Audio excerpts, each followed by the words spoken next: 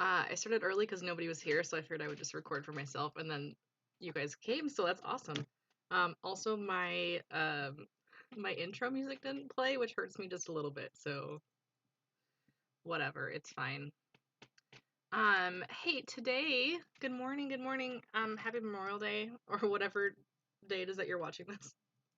I keep getting, I think, spam bots, commenting, but not on these videos. They comment on my math videos, which, like, this was amazing. Thank you. Maybe they're I don't know, increasing my um number of viewers and comments and stuff, so that helps, right? I'm gonna scoot this over. I'm sorry. Okay, I'll lift that down. Perfect. Because my camera's over here, but I'm like looking over here, so that doesn't help anybody. Okay, today we're gonna be starting a business, which isn't actually accurate.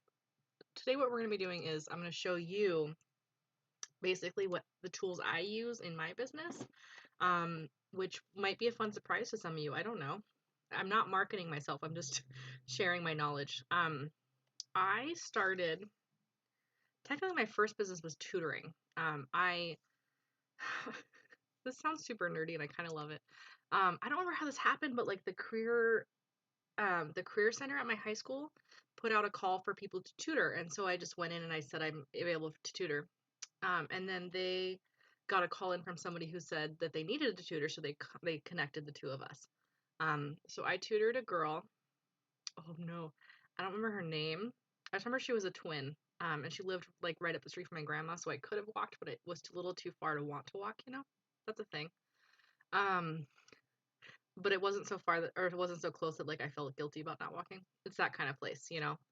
Um, and so I tutored her for like a year. I really should know her name.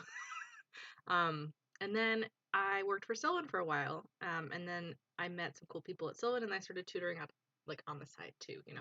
Don't tell Sylvan. I had a 2-year non-compete and I totally competed a little bit, but it was fine. Um, and so that was kind of my first business. I actually still have business cards from it. It's like an email address that's super professional, grace.uller@live.com or something. And I've got um, my phone number on them. And then they're super cute. They're like one side is there's 3 different stacks. One is like graph paper, one is like a pencil and a notepad, and then the other one is I don't remember what the other one is. Like a note, like a comp book cover, I think. I could go get them, but I don't feel like it. And so those were my those were my business cards for a while. And then I made a tree, and I'm going to show you what I mean by that because I want you to actually have a visual. I made a little tree. It wasn't this one. That one's packed up, but it was orange with just a river rock and then a tire swing. And I posted that I was so proud of it on a Facebook group, like a private one. And this girl was like, or this lady was like, oh my gosh, I need one of those for my husband for Christmas. He's an arborist. This is the perfect Christmas present. How much and can you ship it? Or how soon can you ship it? I was like, whoa, okay, this is a marketable skill that I have. And then I priced it out. It was a very reasonable price, as we're gonna find out soon, actually, when we talk about pricing. Um, and I don't know who's here. Good morning to whoever's here. I have 2 people, but I don't know them yet. Say hi in the chat. I want to know who I'm talking to. Okay, so I had this tree that I made, and I didn't want to ship her the one that I had, so I was like, it's gonna be unique. Like, it's not gonna be the same tree, but I really like the first one that I made. She's like, oh, that's fine. I'm still friends with her. This was quite a while ago, maybe 5 to 10 years ago, that I made this tree and sent it to her, and her husband loved it. It was the best Christmas present. And I love seeing where my little trees go, like out into the world, be free. It's amazing. I think I've lost track. I think there's about 25 to maybe even 40 trees that live out in the world. Many of those are my mom's, not many. A few of those are my mom's friends. Like, family loves buying them. I gift them to some people, especially the tiny ones that I make. I'm just like, this is so cute, and it took me very little time. Here, have it. So that's the thing that I do. I have an Etsy page. I have business cards. I have a the Etsy page is my website. I have an Instagram. I have a Facebook page. I need to do more on social media, but right now, because I have a real job, which is teaching, and I say real job because it's providing me income on a regular basis, not because crafting's not a real job. But for me, my day job is teaching.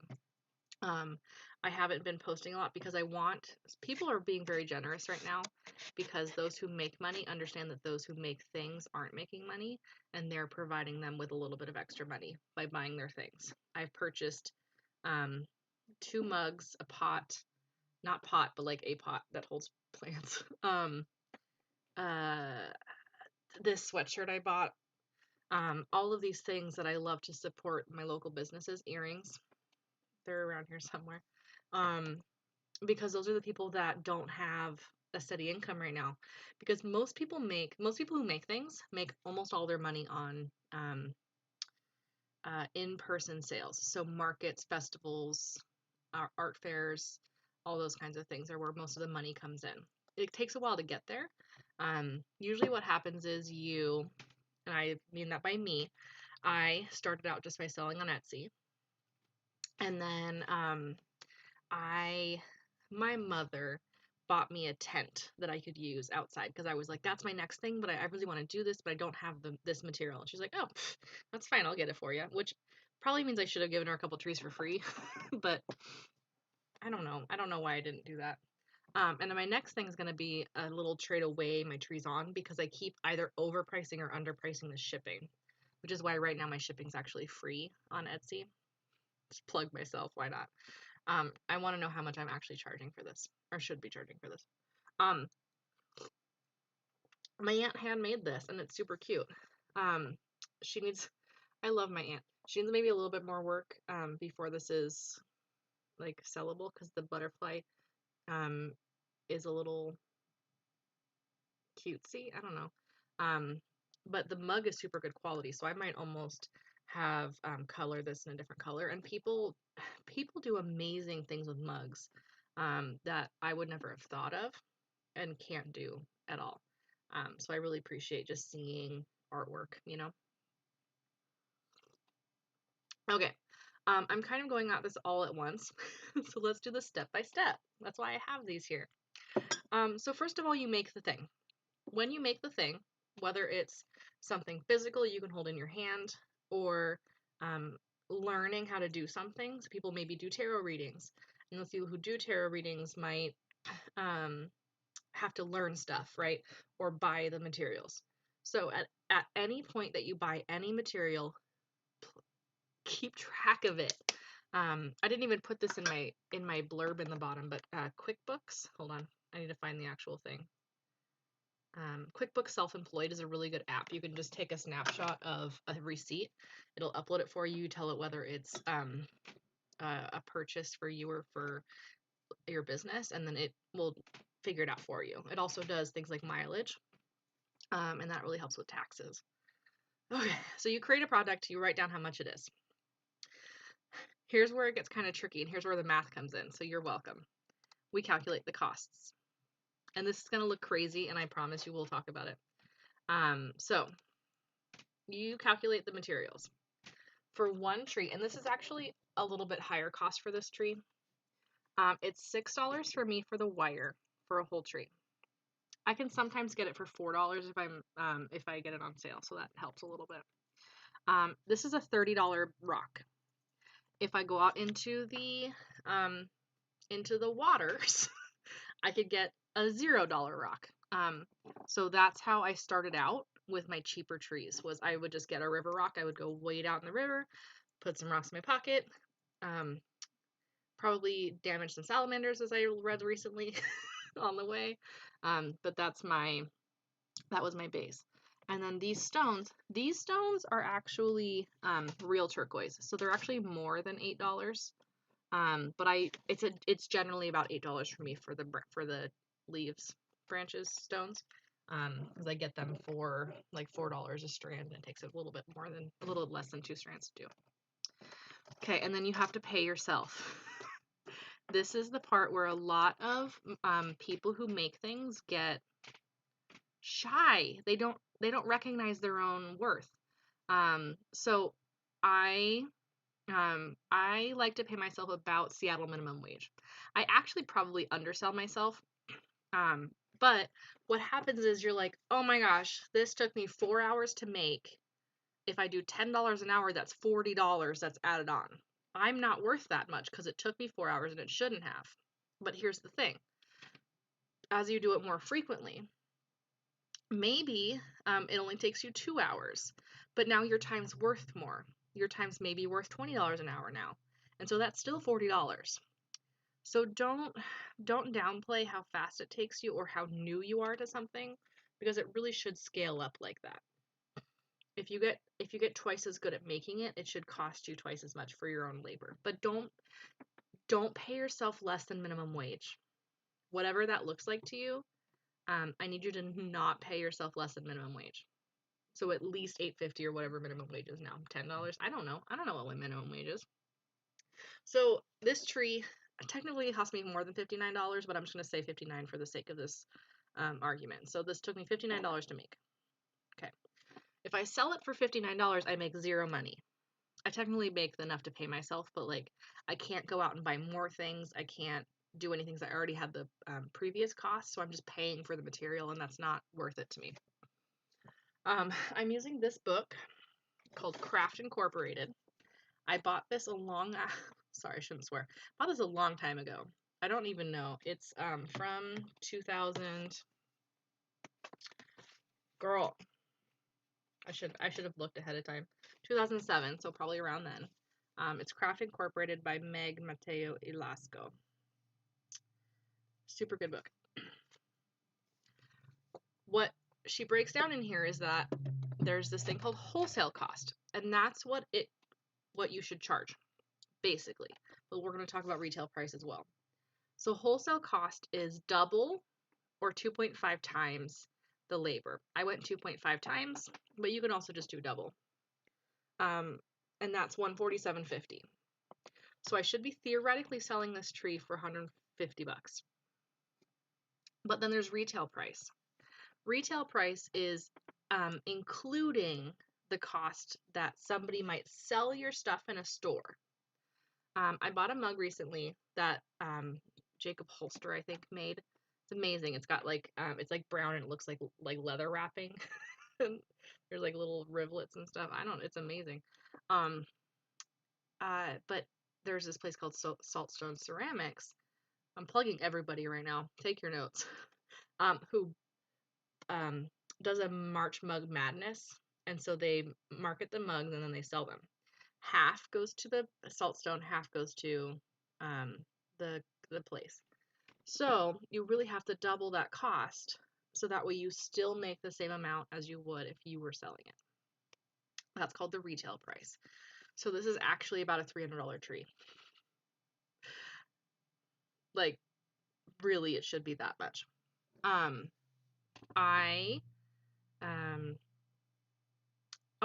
The reason why you want to use your retail price to sell, even if it's you, is that you don't want to like rip the rug out from underneath the person who's selling your stuff.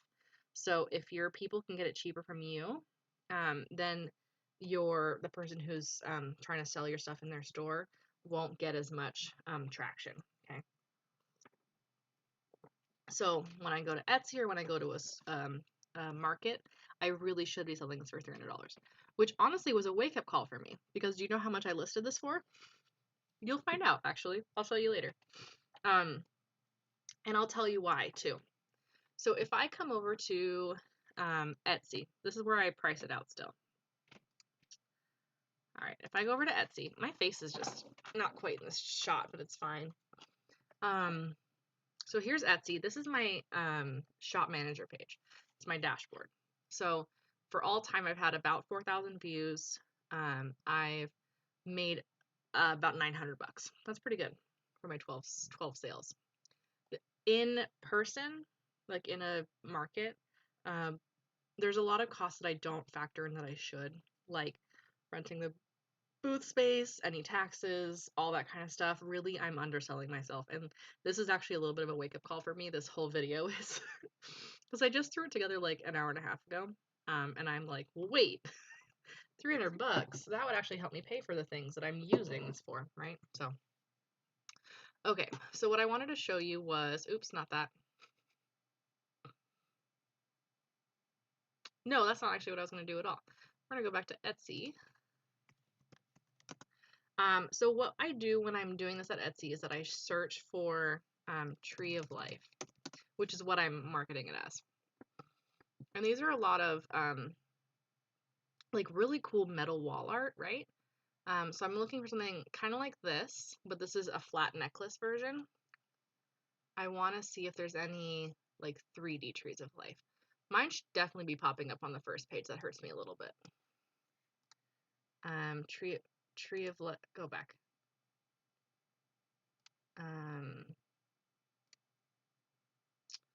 Tree of Life 3D.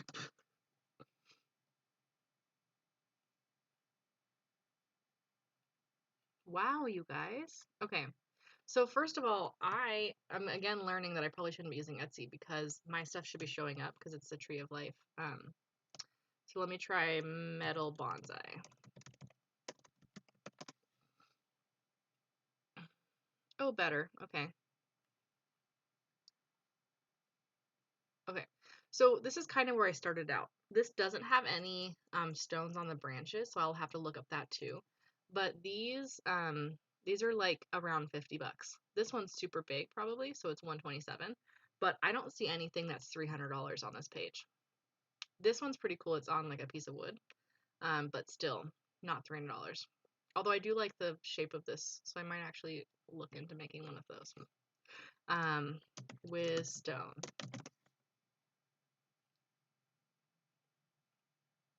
Okay, so these have little like amethyst and cherry blossoms on them. Still not $300, right? So what I'm seeing here is that somebody who's searching for my things probably will see these ones first. It's valid. I personally don't like these because they don't wrap the copper all the way around. They use glue usually. And then same thing with the tree branches. It's only like at the very ends. And then again, a lot of times these are just glued on. These ones aren't. These are pretty cool, but a lot of times they just use glue. And I don't like that.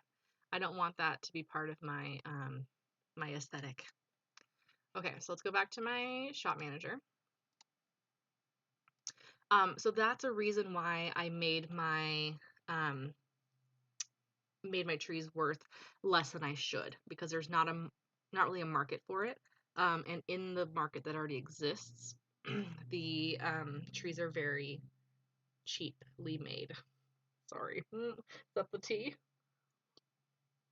So what I could do, as part of my story, I could make like why I don't like to use glue, or why I make them the way I make them, or what my vision is, and that actually might help bring up the price of them.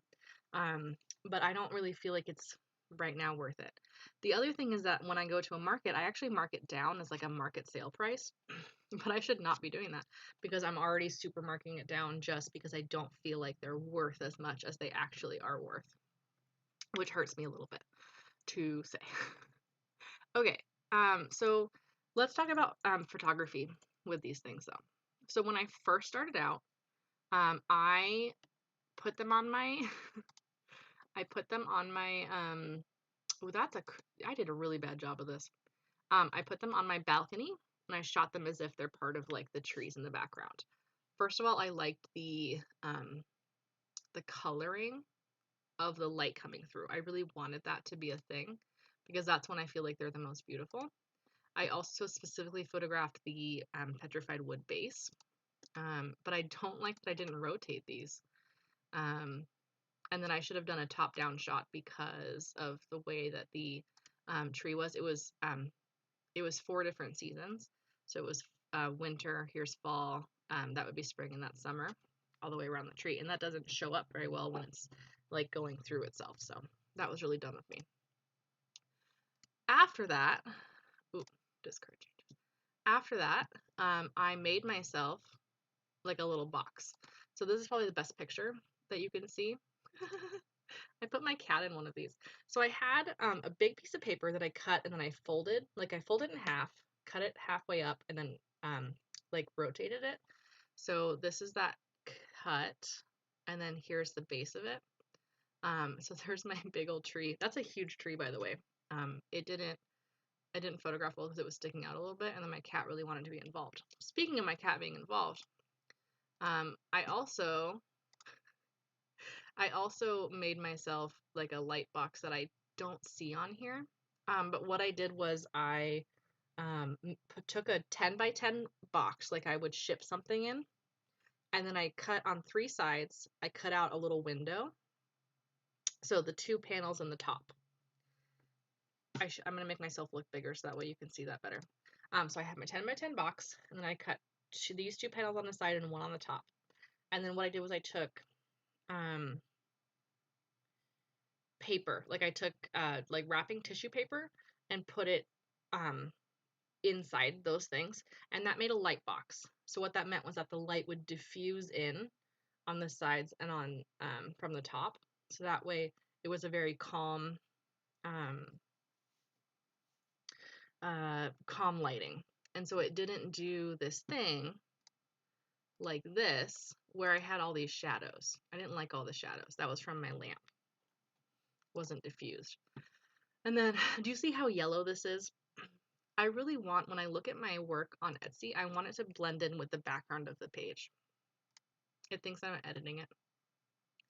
So then, finally, recently, with my sales from one of the markets that I did, I bought a light box. And that makes, I'm so proud of this. That makes this beautiful diffused lighting. Actually, this might be from my, no, this is not my light box. This is from that box that I had. Let me see what is actually from my light box. We're going to my more recent listings. Like this one. So this is from my professional light box. I bought a Foldio by Orange Monkey, I think. There's a lot of knockoffs though, so be careful. Because people are like, it broke really easily. Well, it's because it wasn't really a Foldio. They just used the Foldio pictures and called it a Foldio, but it wasn't. I bought the Foldio 3.0, which is huge. It's like 25 inches. It's it like takes over my couch when I put it on my couch. It's crazy big, but it works really well because it's a plug-in light source. And so what I get is I get these pictures where you can't even see where it stops blending in with the white on the outside. But they don't come like that. So here's where I'm going to teach you something pretty cool. So here's GIMP 2.0. It's a free software to download. It's actually on the school computers already. And why does this look so bad? Okay, I fixed it. I'm fixing something else you can't see. That's fine. So what GIMP 2.0 does is it changed my life. I already did a white balance to try to get the background to be white. But every freaking time I looked at it, it did this gray thing. So all I did was I uploaded it already because I wanted it to be here. And then I want to do a levels. So I pick levels. And then I want to pick this white one. Oh, you can't see this box. Ah, shoot. It's okay. There's a box here that I just went colors and then levels. And then I picked the white box. And I can't even do it right now. And then I click something white on the background and I press OK. Maybe I do. There we go. So that recolorizes it so it's actually white, which makes the color stand out a lot better. You can see that it's actually pink. You can see the turquoise really well. You can see that it's natural turquoise because of the brown. And then I export this, which you can't see either, so I'm not even going to do it.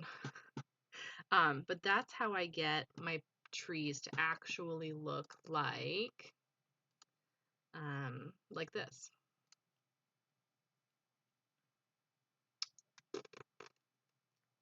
So that's this one. So this is it IRL. This is it on Etsy. And I really like this egg kind of feel to it. And so I I don't know, I like kept it kind of inside instead of like flipping it over or something, but I really like it. So did you see the price that I priced this at? Okay, so here's Etsy's thing. You upload the pictures first because they take forever, and then you to give it a title, put it in a category, figure out how high it is. I actually used to measure these really well, and now I'm like, it's about 6 by 6 by 6. I don't like to choose occasions or holiday, but I probably should, and I should probably change it as I go. Like when it's close to Valentine's Day, change it to Valentine's Day. And then this is the part that I do the most work in is what do the stones mean together? What do they put together into the world? Can you, or where would it be best? Do I give people ideas? And then what I love is that when I do in-person sales, the things they say are like, oh, it's a tree I can't kill, or hey, it's like a little tiny bonsai. And those are my favorite jokes because I hear them all the time. So something I add now is that I add that this is a great gift for everyone because it doesn't need to be watered. It's a plant you can't kill, because that's a joke people have, so I might as well use it to my advantage, right? If that's the first thing that they think of when they see it, is that finally I can't kill it. And I always joke that, yeah, you don't need to prune it or anything either. And then I'm really mad because my tags right here aren't working for me because I couldn't find it when I typed in Tree of Life. And so I might need to figure out what people who make these same kinds of things use as their tags. And then again, here's my pricing. This should be $300. It really should be. It's $90 on here. So I probably need to think about my pricing a little bit more. And then my shipping prices, I think I actually made these, yeah, free shipping inside the US. And then I call it a pound. Here's where I really want to scale. I have no idea how much this actually weighs.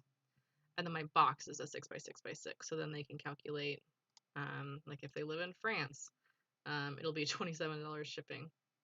Poor thing. I might have to fix that too. Okay, so that's how you do an Etsy listing. Discard change. I didn't change anything. So these are my trees that are up right now. And I like the ones that I've done that thing to so far, these ones, more than I like these kind of gray ones or these two on the black background. I like it a lot better. Okay, something I did a long time ago was that my trees were only two price levels, basically. There was around 50 and there was around 100. Okay, those are my two pricing levels. And so what I did to try to help use psychology of people, basically, was that I took and I made one that was like $300. Because my thinking was that when I go to a store, I want a mid-level thing. I don't want to buy the most expensive thing, and I don't want to buy the cheapest thing. Because the cheapest thing will probably break, and the most expensive thing is probably too expensive. Like, there's no reason for it. So I try to get a mid-level thing.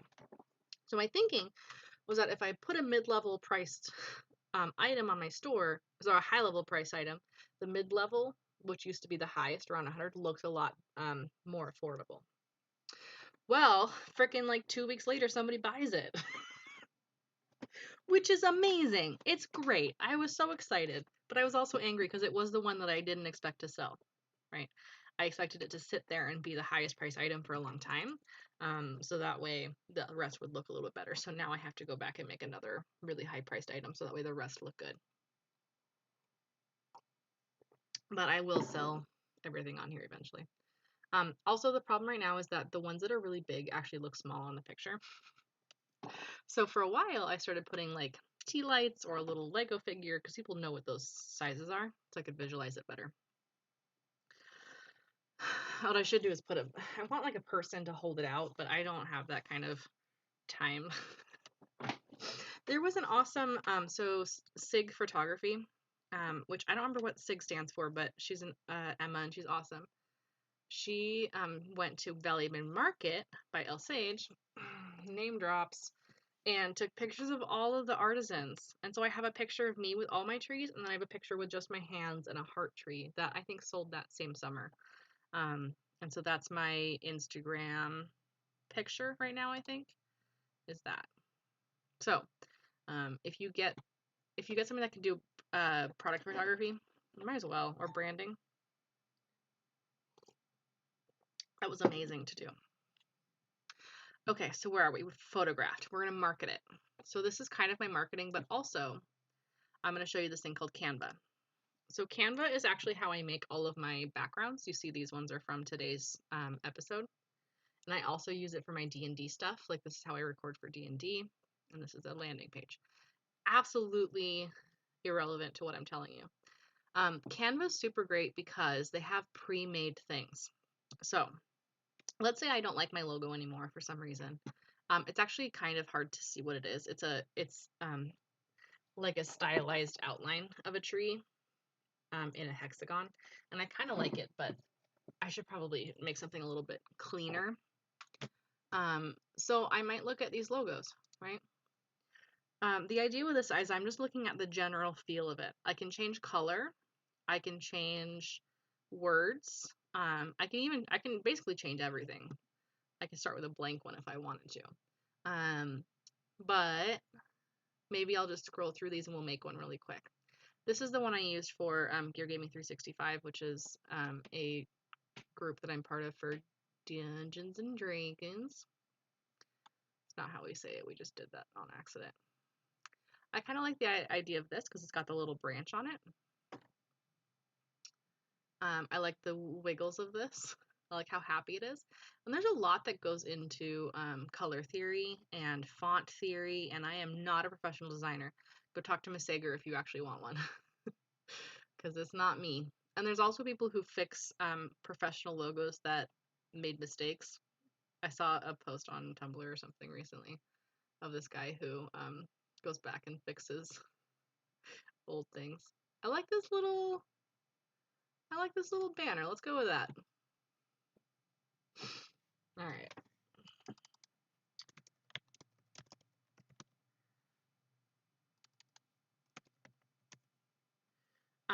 So I'll just say touch of grease trees. Actually, I'll put the trees.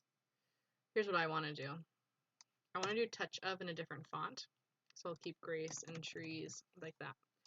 Because my first name's Grace. I don't know if you knew that. I don't know. Oops. I want that logo though. Right now it's all stuck together, so if I press ungroup, I can actually move this down and this up. Wow, that's not how I spell. And then I kind of want this to be some sort of like frilly font. Nope, nope, nope. Also, I need to make it not all capitalized. It's fine, I'll fix that later. That might be good. One thing that you want to keep in mind for marketing is that you should keep the same sort of logo in all the things you do. So I've already seen this one twice. Let's just call it good.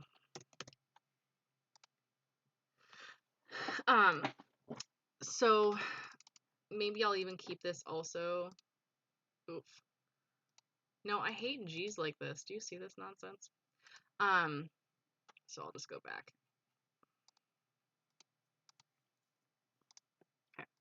I do like the little heart. Maybe I'll change that to a leaf.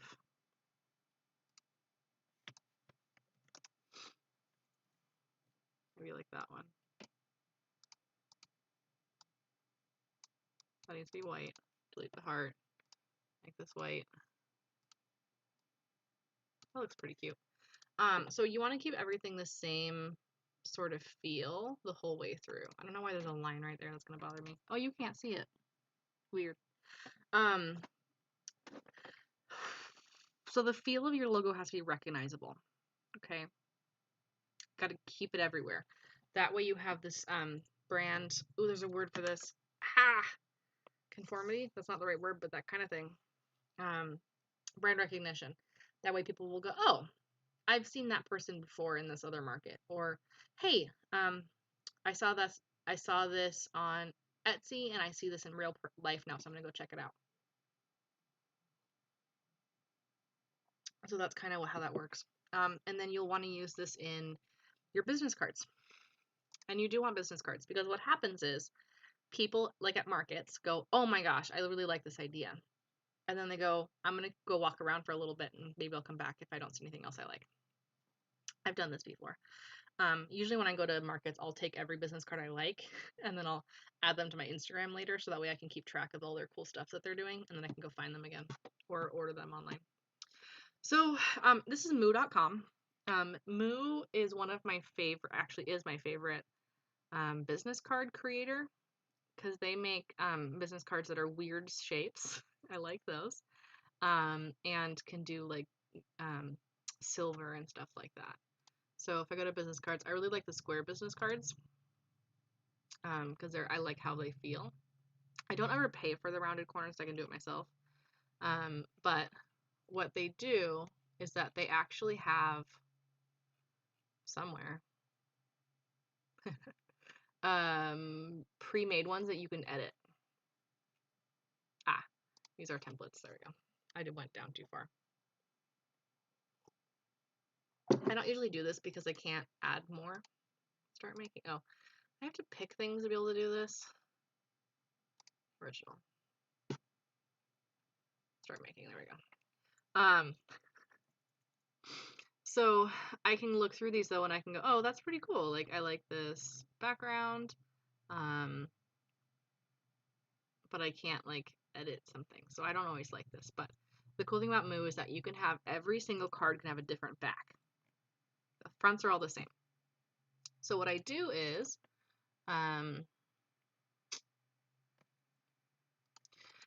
is this one of them? I don't even know. Yes. So what I'll do is the fronts will all have my information on it. If I were to change my logo, I would have to change this card because this is my logo that's from my, it's on my Instagram and stuff. That's my cover photo. And then I went through and I finally found a font that I liked. So, but I don't like how yelling this is when I look at it again. So maybe I'll calm that down a little bit. But then the backs, every single back is a different tree that I already own. A lot of them have been sold. So what happens is people are like, oh, I really like that tree. And I'm like, hey, why don't you take the business card that is that tree? That one was my favorite. I was away when this sold and then they came back to thank me, so it was worth it. So every single one's different. So then when they like a tree, I'll say, why don't you find the tree in the business cards and take it with you? Or I'll say, hey, I think this is that same tree. Why don't you take this one? Because then they kind of like remembered a little bit better which one they were looking at. And then also at markets, I'll tell them that it's a little bit more expensive online, but if they reference that they were at a sale or at a market, I might bring it down for them. So that's business cards. Also, I was a little sad that like I'm plugging all these people and none of them are gonna pay me for it, but you can help me pay for these because if you order through Moo, there's a link down below. You can get 25% off your first card purchase, and then I get a certain, I don't know if it's a percentage or a dollar sign off, but I get a certain amount off as well, which is super useful for both of us. So if you click the link and you want business cards or anything, they do stationery. I'm gonna get some note cards eventually because I want to send like thank you notes to people for buying my stuff. That personal touch, you know. Note, I don't know, maybe a greeting card or a note card. I don't know why they're different. I think note cards are only one-sided, not inside too. But anyway, so that's something that I want to do soon, is to purchase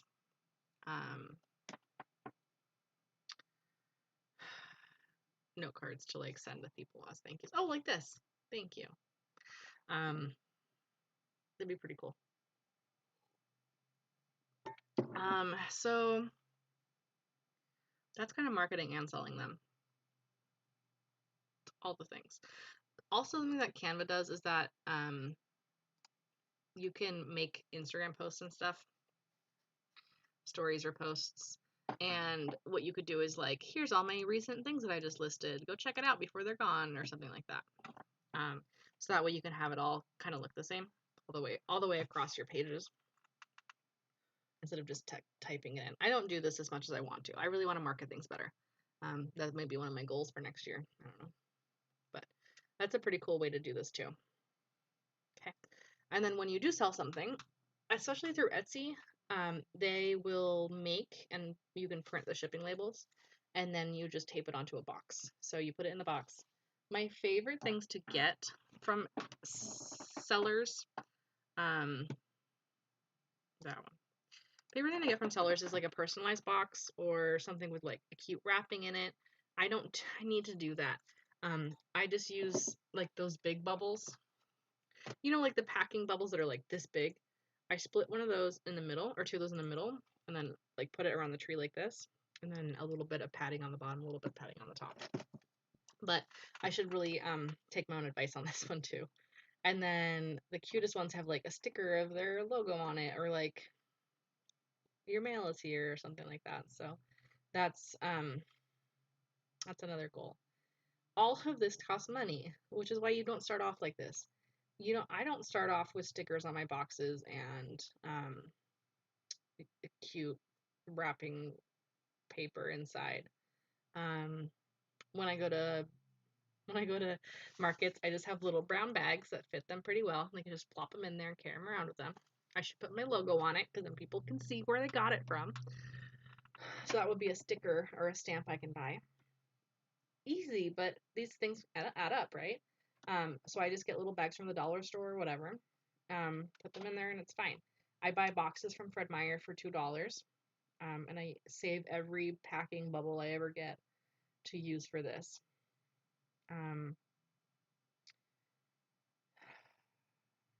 I started out just buying, I've always bought the same wire. It's 22 gauge bronze gunmetal wire, but I could have scaled up as I went or something like that. But I always used the best materials the whole time. The thing that brought my cost down when I first started for me was buying rocks, not buying rocks, I mean, getting them from the river. And then I would never have bought $14 turquoise chips. I would never have done that. They're all from rock and gem shows, and they're like $3 to $6. And so I would never like triple that with that, but I have because I'm able to now. And it makes my stuff just a little bit better in my mind, and it makes me feel like it's more worth it. I also, again, I happen to have a camera, but like a nice iPhone would work too with a box, because GIMP does a lot of the work for you in terms of the editing afterwards. So that's how I started a business. And it took me 3 to 4 years before I felt comfortable going to markets, because it takes, I think it's like $150 ish to rent a space. At farmers markets, it's a lot cheaper, but people aren't there to buy more. So it really depends. I don't do well at all at street fairs, because people are there to look to like spin wheels and get free stuff. I also started making lower point items, which I'm not going to post on Etsy, but I will have it at markets where I have like earrings and pendants. That way people can have a lower price point item to buy from me. And then the tent itself. So the tent was $200, and then I bought a shelving unit, which I could have made for a bit cheaper, but it was this lady on Etsy as well, so I wanted to support her, and that was another $200. And so, and then all of the business cards cost me about $20 every time, $25 every time. And I go through like 3/4 of a pack at a nice market.